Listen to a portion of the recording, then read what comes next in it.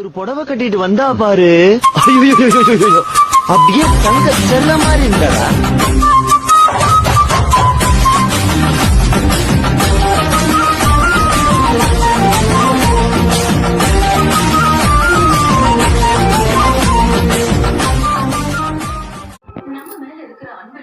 நன்றி உணர்வுலயே தான் பண்ணிட்டு இருக்காங்க.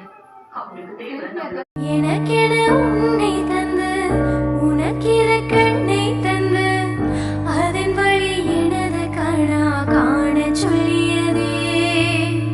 நீ அடம் பிடித்தாலும் அடங்கி போ